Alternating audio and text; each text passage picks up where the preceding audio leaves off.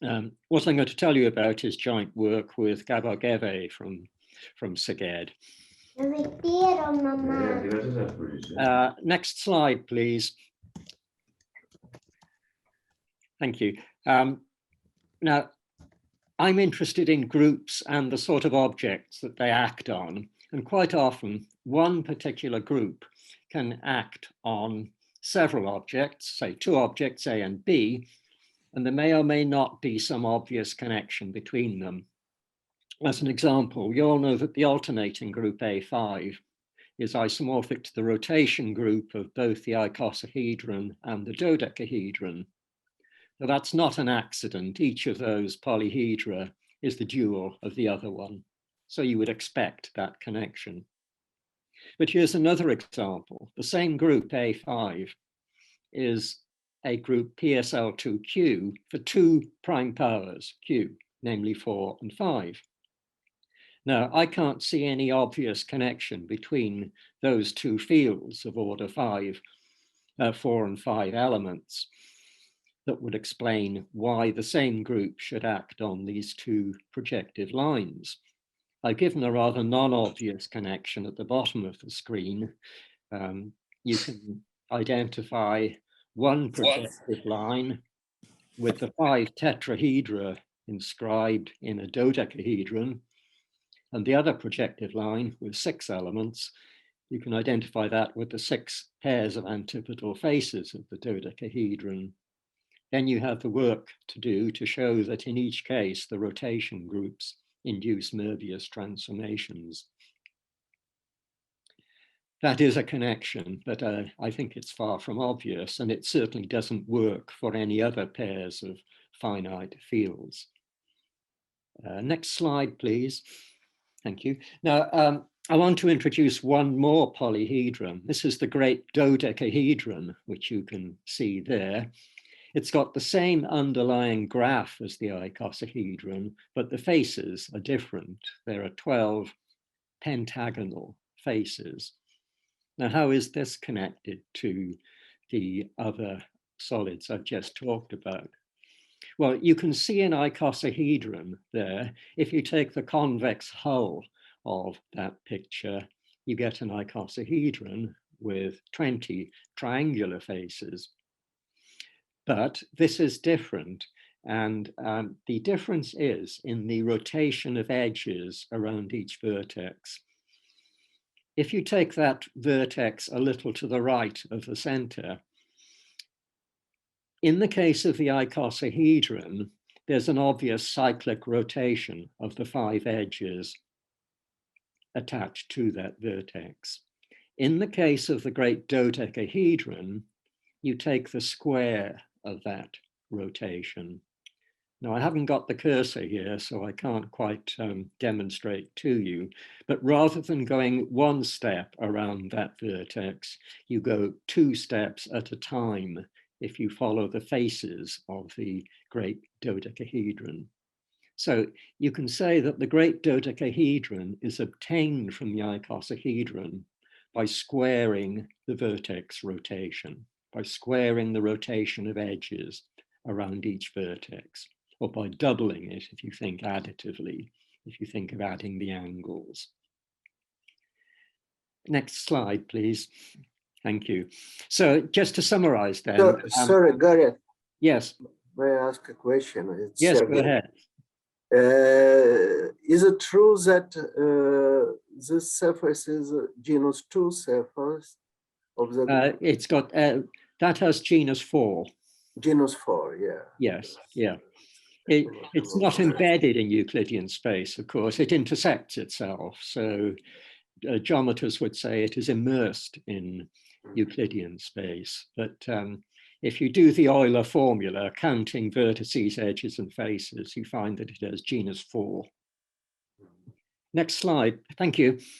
So the connection then is that this great dodecahedron, G, is obtained from the icosahedron by squaring the cyclic rotation of edges, but preserving the graph. So it's the same embedded graph, but it's now on a different surface.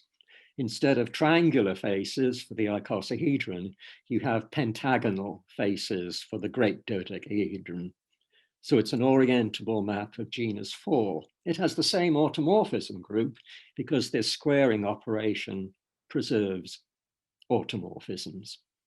And we can represent this situation by this little graph I've drawn.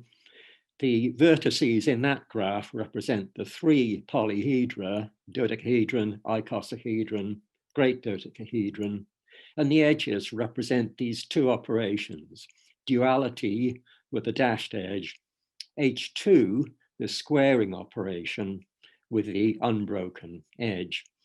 And the point is that duality transposes D and I while leaving G invariant, while squaring H2 transposes I and G while preserving the dodecahedron. Next slide, please. Right, let me just explain this map G in a slightly different way.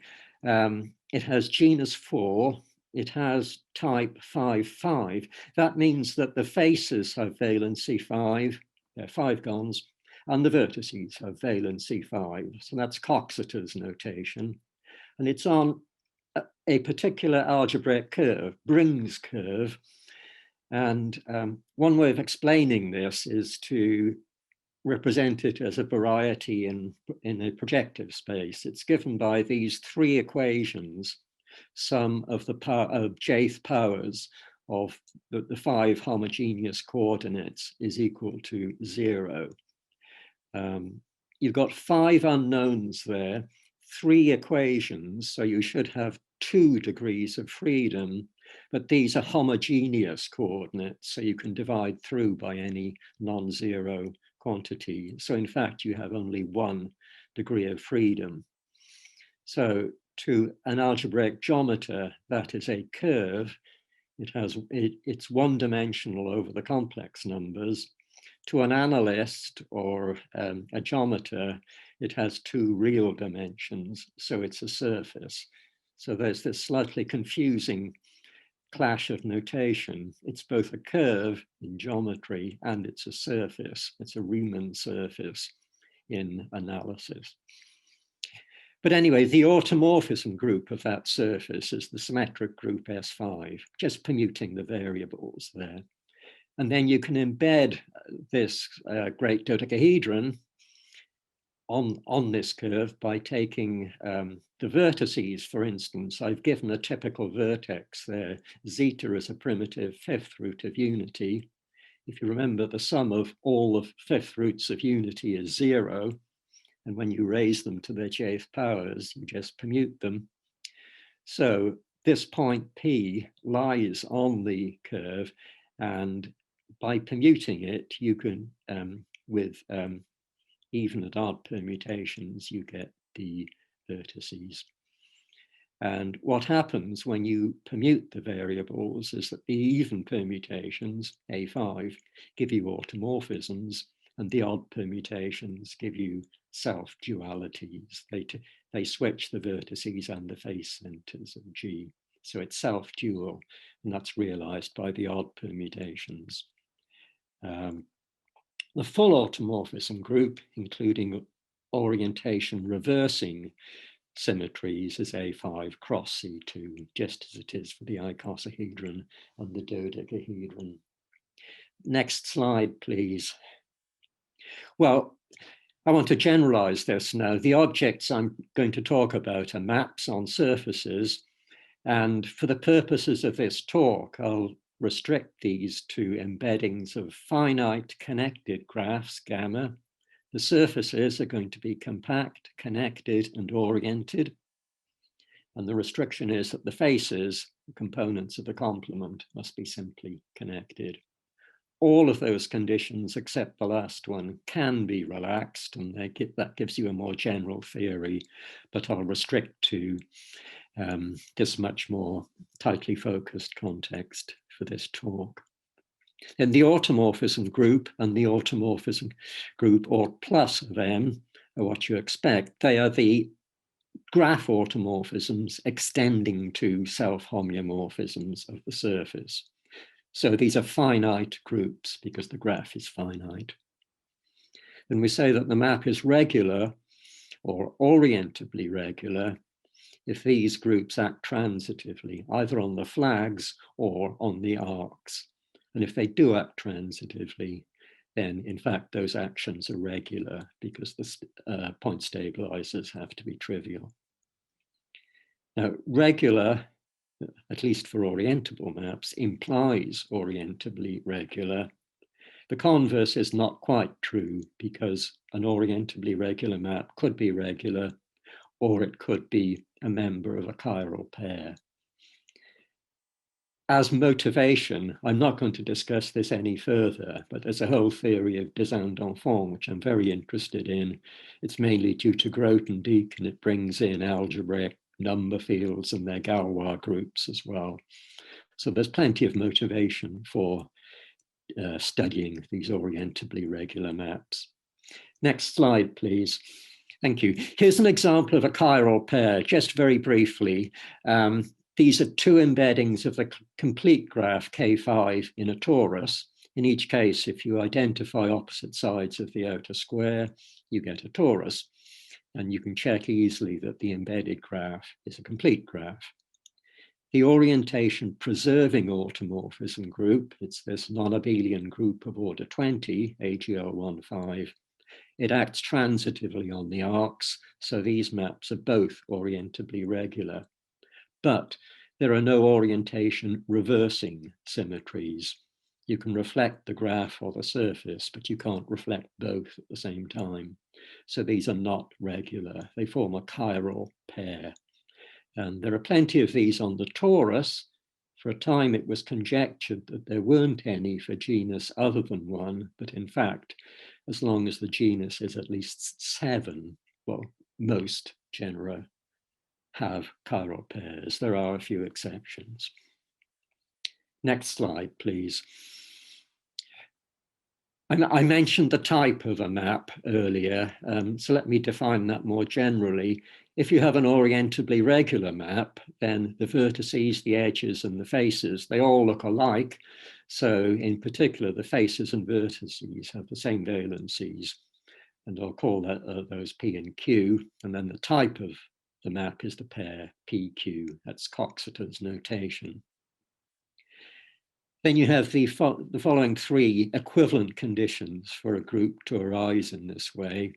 It's the orientation preserving automorphism group of a map of type PQ, if and only if it has a presentation with 3 generators X, Y, Z satisfying those relations. And that's equivalent to it being a quotient of the triangle group, which is defined by only those relations. And well, to see that 1 implies 2, you can take X, Y, and Z to be rotations around a vertex, edge, center, and the face center, all incident with each other. And you can check that those relations are satisfied. 2 implying 3 is an obvious bit of group theory. You're just adding relations to the triangle group, so you get an epimorphism. And then for 3 implying 1, well, these triangle groups, they act on simply connected surfaces generated by rotations.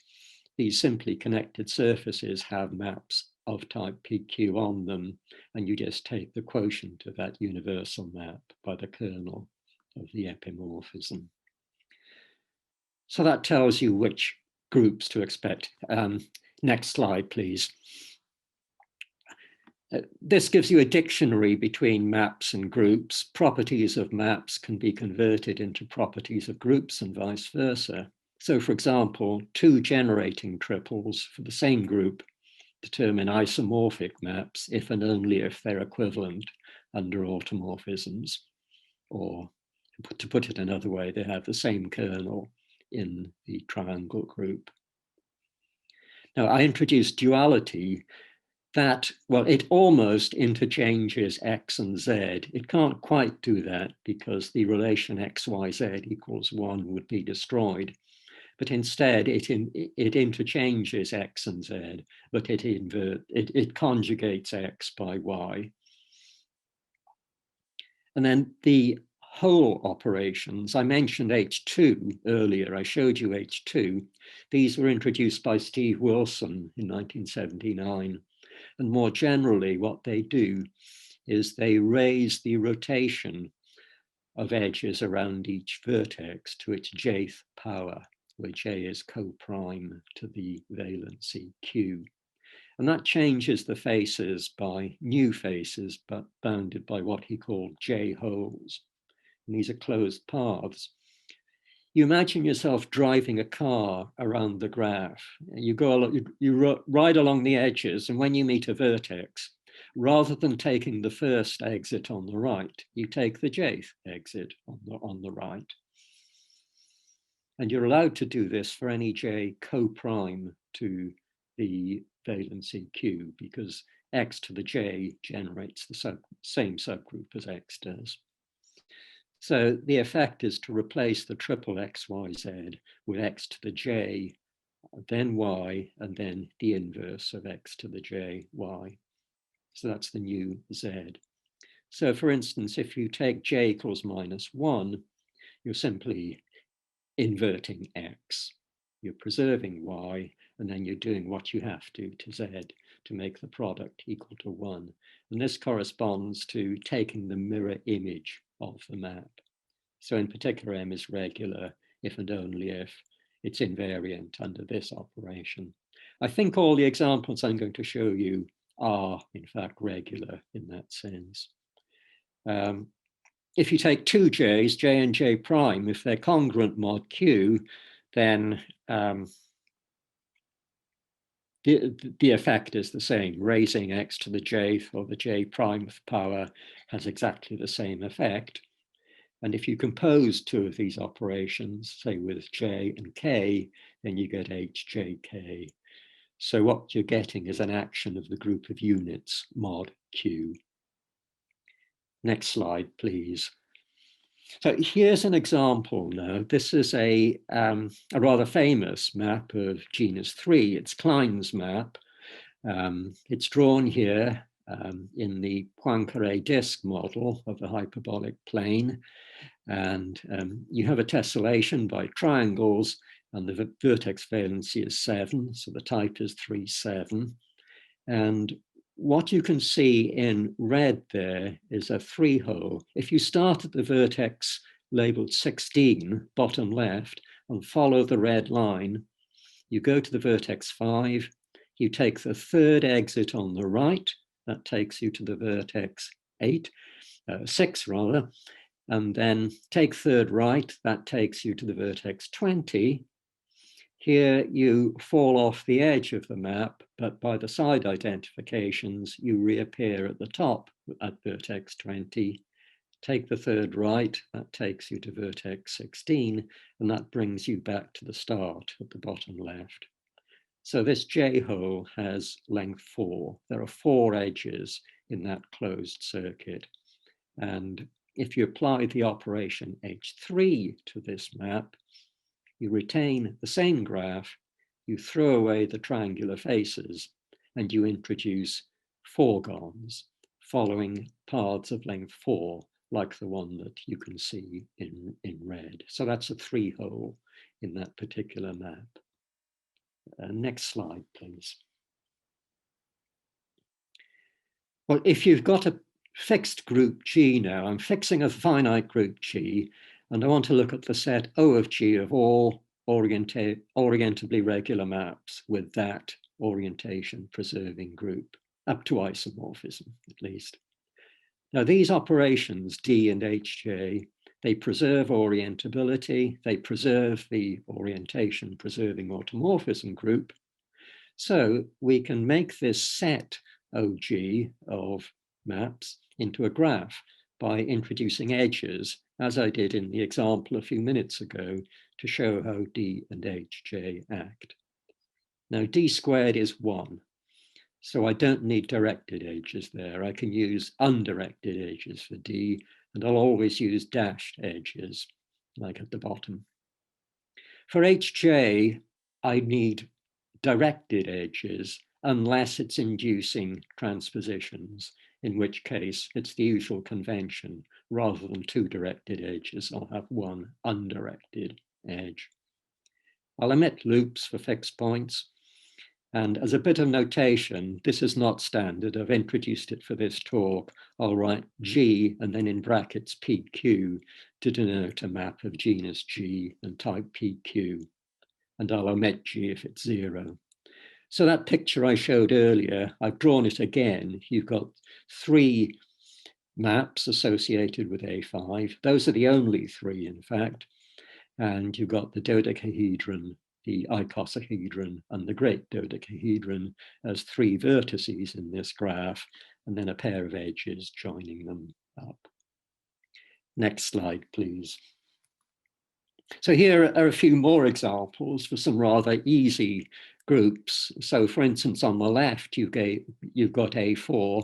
That's the rotation group of a tetrahedron, which has type 3,3.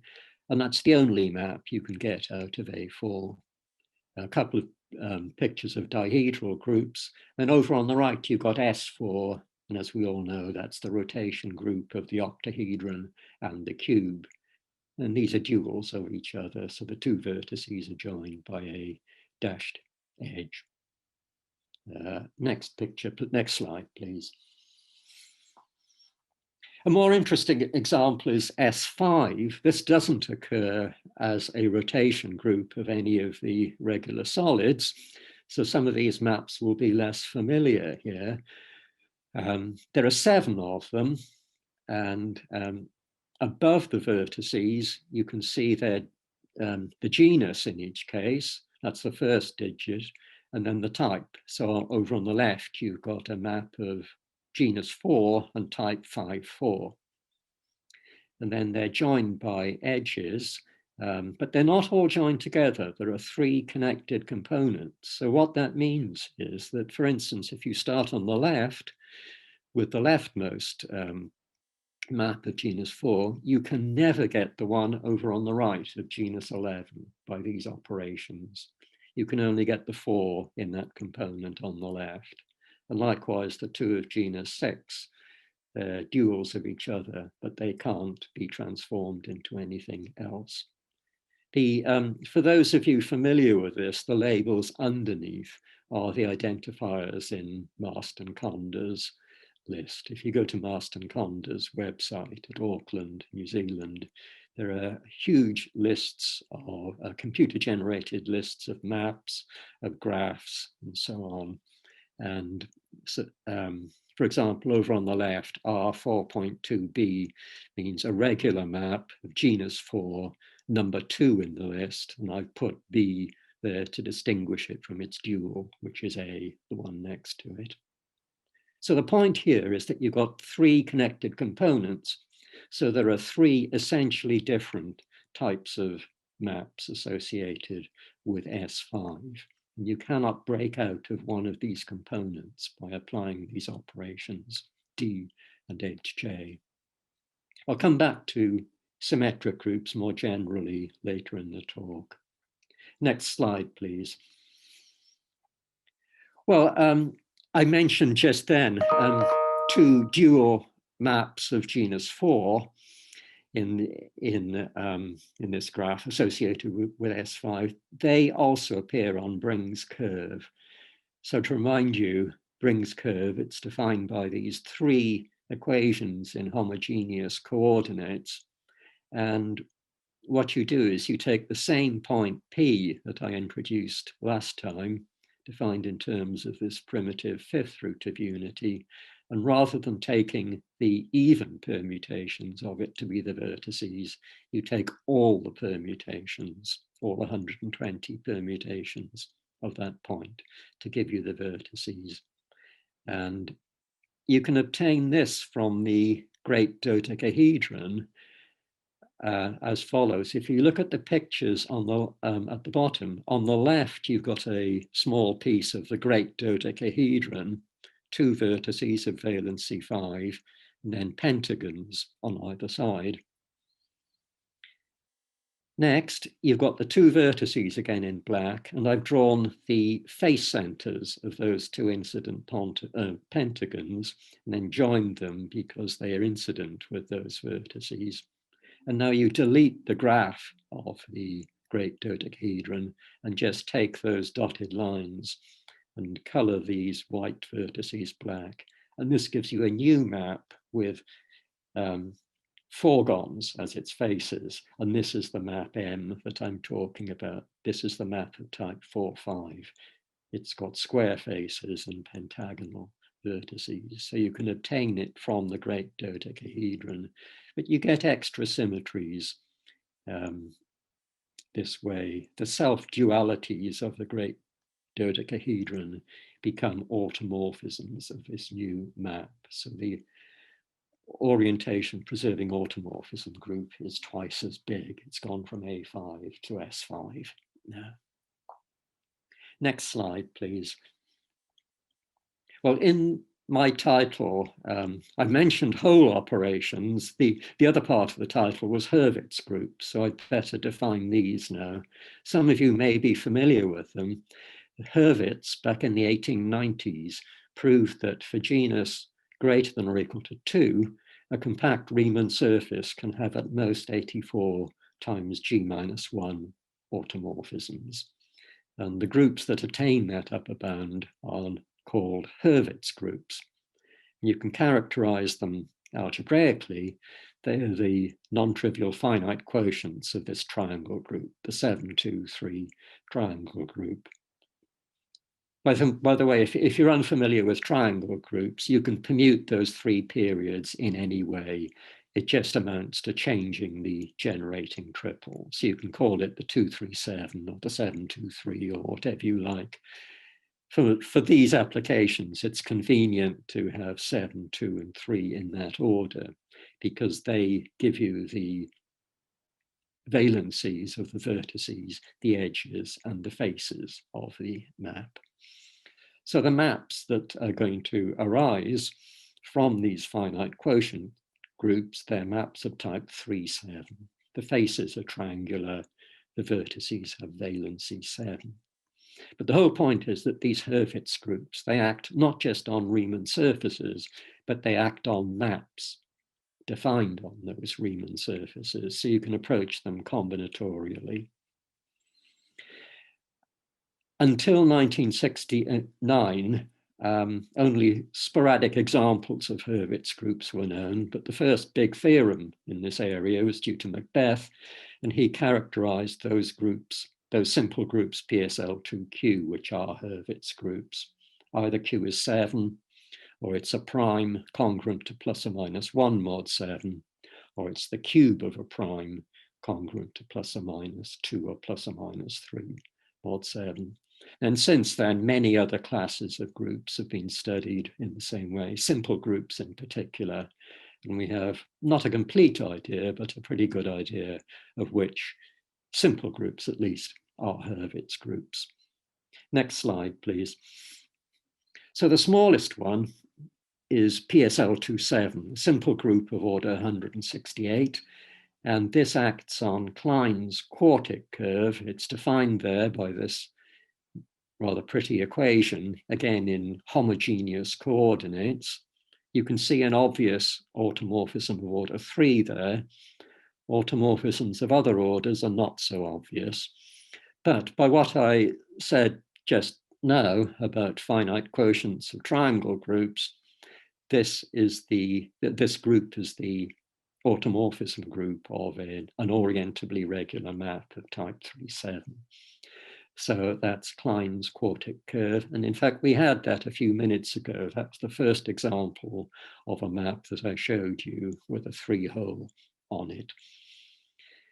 It turns out that there are 5 orientably regular maps associated with this group. If you start at the bottom, not quite on the right, with K, then going along the dashed edge, you have the dual of K. That's on the same surface, so it has the same genus, 3, but the faces and vertices are transposed, so it has type 7-3. If you follow the directed edges, they represent the action of H2, the squaring operation. Now, 2 cubed is congruent to 1 mod 7. So we're getting a 3 cycle here. we go from K to H2 of K, that has genus 19. Then if we apply H2 again, we get H4, and that has genus 10. If we apply it again, we get back to K, genus 3. So you can see that the surface can change quite dramatically from genus 3 to 19 to 10, and then back to 3 again. And there's one more that I haven't mentioned, that's the dual of H4 over on the left. Notice that this graph is connected. So if you start with any of these maps, you can reach any other by applying dualities and whole operations. I've only drawn H2 arrows here. I don't really need to draw H3, for example, because if you square H2, you get H4, and H4 is equivalent to H minus 3, and that's equivalent to H3. So the other whole operations can be obtained from H2. 2 generates the group of units. So, or rather, 2 and minus 1 generate the group of units, and that's enough. Next slide, please. Here's a beautiful picture drawn by Gabor. This is the map of genus 19 that we just had, H2 of K. It's got type 7, 7. So you've got 7 gons as faces. You've also got 7 gons as vertices. It's drawn in 3 pieces, but you glue them together edge to edge by using the identifications. You have to check the numbering of the edges. And the red path that you can see there is a 2-hole. In fact, it's exactly the same as the 3-hole in K. The underlying graph is the same as we had for Klein's surface, and we had a path of length 4. It was a 3-hole in K. It's now a 2-hole in H2 of K. It's got length 4 again. So that tells you that H2 of this graph, which is H4 of K, has 4 gons as its faces. So it has type 4, 7. Next slide, please. The second smallest Hurwitz group is PSL28. That's the simple group of order 504. This was discovered by Fricker in the 1890s, and then it was completely forgotten about, and Macbeth rediscovered it around about 1960. So it's now called the Fricker-Macbeth curve, though actually it was Burnside who realized this group as a quotient of the triangle group. In this case, there are 14 vertices in the graph. There are 14 orientably regular maps associated with this group. If you start with F, second on the left, if you go along the top row, I'm afraid I can't use the cursor to point it out, but along that long row at the top, the second graph is F. And if you start with F and just keep applying these operations, D, the dashed edges, are dualities, and the directed arrows are H2s. And again, you find that the graph is connected. So you, starting with F, for example, all of the others can be obtained by applying these operations. Notice that the genus is getting really quite big now. We've got maps of genus 63 and 71 appearing. So I'm afraid I don't have any pictures of those for you. Next, please. Well, having said that, here's one. Here is a picture of the genus 7 map. Again, this was drawn by Gabor. It's not geometrically correct now, but it is combinatorially correct. You've got straight lines rather than hyperbolic geodesics. But again, the idea is that these 2 pieces are joined together using side identifications. And then the red lines, that gives you a closed path, and you can see 4 edges on the left and 5 edges on the right. So the total length of that path is 9. And in fact, it's a 3-hole. if you follow it through, you're taking the third exit on the right each time you meet a new vertex. And again, that's telling you that if you apply H3 to F, you get a map with 9 gons as its faces. So it has type 9, 7. Next, please. Thank you. Well, more generally then, the problem that one is faced with is this. If you're given a 2-generator group G, it has to be 2 generators because it has to be generated by X and Y.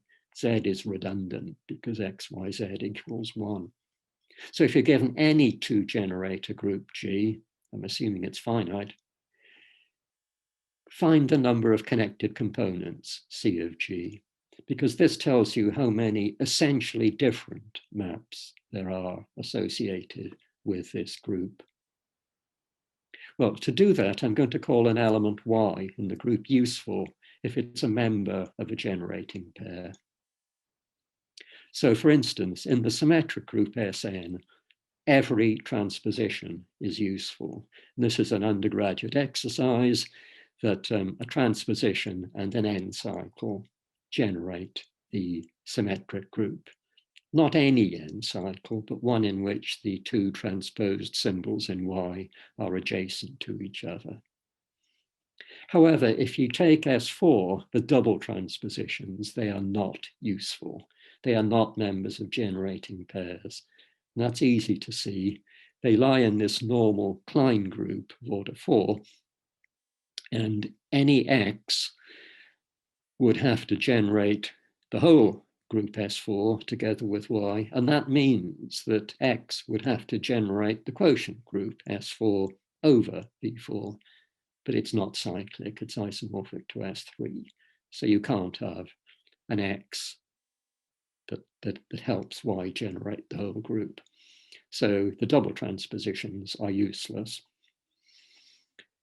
And there's this lemma here that if the automorphism group has k orbits on useful involutions, then the number of components of the graph is at least k. And the point is, if you've got a useful involution, well, there's an X that goes with it to generate the group, and that means that X and Y determine at least one map with orientation preserving automorphism group G. Now, when you apply the operations D and HJ, they preserve Y up to automorphisms. They cannot send it to an essentially different involution.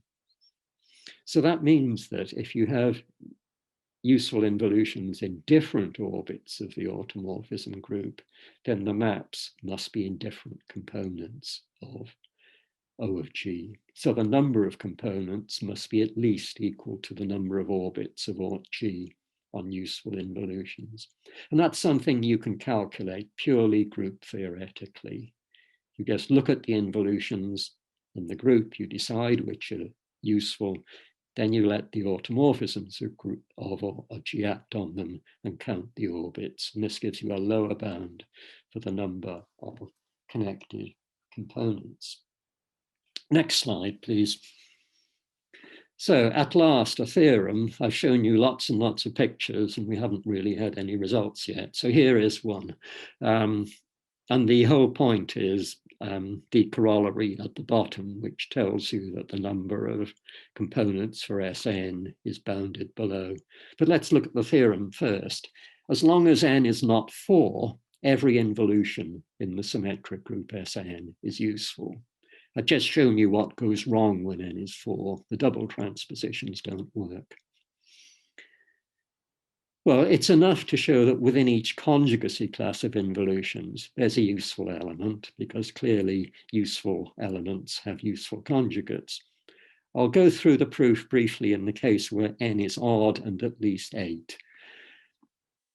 By Bertrand's postulate, as proved by Chebyshev, there's a prime p between n over 2 and n minus 3. In fact, Bertrand postulated that exactly in order to prove theorems like the one I'm proving now. So let's choose X first to have 2 cycles. of lengths p and n minus p. Now, in any conjugacy class of involutions, you can find a y, which together with x gives you a transitive group. All you have to do is choose one of the transpositions in y to take a point in the first cycle of x into the second cycle of x. And then the graph of those two permutations is connected. So they generate a transitive subgroup of the symmetric group. Now, in fact, that group is primitive. It doesn't preserve a non-trivial equivalence relation, because if it did, it would be contained in a Reith product. That's the largest group preserving an equivalence relation. If you have B blocks of size A, then the largest group preserving that equivalence relation is this Reith product. SA and SB have orders co-prime to P, hence so does the Reith product. And that contradicts the fact that you have an element of X of order divisible by P. So the group must be primitive. And now you use an old theorem of Jordan that says that a primitive group containing a P cycle, like X to the power n minus P, with at least 3 fixed points, and here n minus P is at least 3, that group contains the alternating group. It's an enormously useful theorem. It tells us that G is either the alternating or the symmetric group, and X was chosen to be odd. It's got cycles of length P, which is odd, and n minus P, which is even. So X is odd, and hence G is the symmetric group. So that's proved it for n odd. It's a similar, slightly harder, not much harder proof when n is even, and small values can be dealt with just by inspection. So the corollary then is that as long as n is not 4 or 6, the number of connected components for Sn, it's at least the integer part of n over 2. And the point is that that's the number of orbits of the automorphism group of Sn, which is Sn as long as n is not 6. That's the number of orbits on useful involutions. I don't know exactly what the number of components is in general. That, I think, is going to be a pretty hard problem. Next slide, please. Well, I told you about the symmetric groups. What about the alternating groups? Symmetric groups are not Hurwitz groups. Hurwitz groups have to be perfect, and symmetric groups are not. But alternating groups are good candidates. And in fact, Marston Conder, in his doctoral thesis, published in 1980, characterized the alternating groups, which are Hurwitz groups. And they all are, apart from a small number of exceptions. Starting from 168, they're all Hurwitz groups. And the way he proved this was to use Graham Higman's technique of joining coset diagrams together. He started with coset diagrams for 14 subgroups of small index in the triangle group. And then by joining them together in a rather clever way, you can get coset diagrams for subgroups of larger and larger index. And then he used Jordan's theorem, the one I just quoted, to prove that because these groups were acting, because delta was acting primitively on the cosets of these subgroups, it actually acted as the alternating group. And this gives you epimorphisms from the triangle group delta onto alternating groups AN, provided n is large enough. I've summarized his proof very sketchily here. It's actually quite a long technical proof, quite an achievement. Well, if G is a Hurwitz group, we can count the number of connected components of the graph, that's C of G. We could also count the number which contain Hurwitz maps, those maps of type 3-7.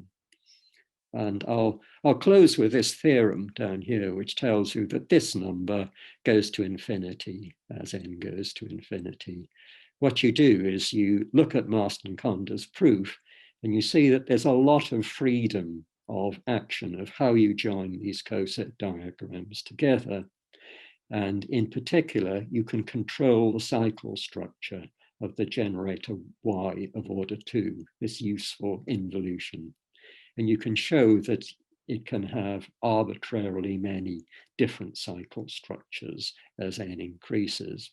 Now, the cycle structure characterizes the orbit under the automorphism group. So involutions with different cycle structures correspond to Hurwitz maps in different components. So the number of Hurwitz components, h of n, can be arbitrarily large. It goes to infinity as n goes to infinity. Next slide, please. So I'll finish with a couple of general problems then. If you're given a finite group, you can calculate the number of maps, the number of vertices in this graph O of G by a rather long and technical calculation. So for instance, for PSL2Q, it's about Q squared over 4E, where E is the power of P equal to Q. But what about the number of components, C of G, and the number of Hurwitz components, H of G? These seem to be very difficult to calculate when the group becomes large. And in particular, for the obvious Hurwitz groups, the ones characterized by Macbeth, what happens for PSL2Q as Q goes to infinity? The difficulty here is that these groups have only one conjugacy class of involutions. So unlike the alternating and symmetric groups, you can't use conjugacy class of involutions to distinguish them. As a simple example, if we take PSL213, it's a Hurwitz group for 3 non-isomorphic maps. In one case, the full automorphism group is PSL213 cross C2, but for the other two, it's PGL213, which has the same size, but is not isomorphic. So these maps have 2 possible full automorphism groups, and that means that they must be in different connected components. So the number of components and the number of Hurwitz components is at least 2. I strongly suspect that they're both equal to 2, but this graph is quite big. It's got 33 vertices, and the various edges each have to be worked out by hand by a rather tricky calculation. So I'm still working on that one. Okay, next slide, please. That's all I have to tell you. So I've put a few references here for you to look at, and thank you very much for listening. Dear Gareth, thank you very much for the nice talk. Are there further questions to Gareth? May I ask a question? Yeah, sure, please. Gareth, whether there is any relationship between connected components of the graph O of G and the orbits of the Galois group action on maps? Yes, that's. I knew you would ask that question. It's a really, it's a really big question, and that really is what all this is aiming for. I simply do not know. We are just at the foothills of a huge mountain here. I think there must be some connection, but what it is, I really do not know. There's something strongly cyclotomic about these whole operations, raising rotations to their powers. It smells very strongly of cyclotomic number fields and the abelianization of the absolute Galois group. But I don't think I'm really the person to get to the top of that mountain. It needs someone a bit younger and a bit more expert in Galois theory and algebraic arithmetic geometry than I am. Yes, please, that is what needs to be investigated. And Thanks. I see. I wish you luck. Okay, any other questions?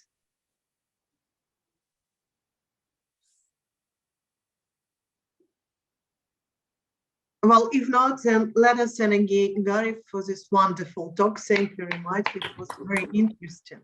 Thank you. Thank you. And thanks to Dimitri for his technical help, and to you, Elena. Thank you. Yeah, so much sure. indeed. Thanks. Yeah, Okay, also.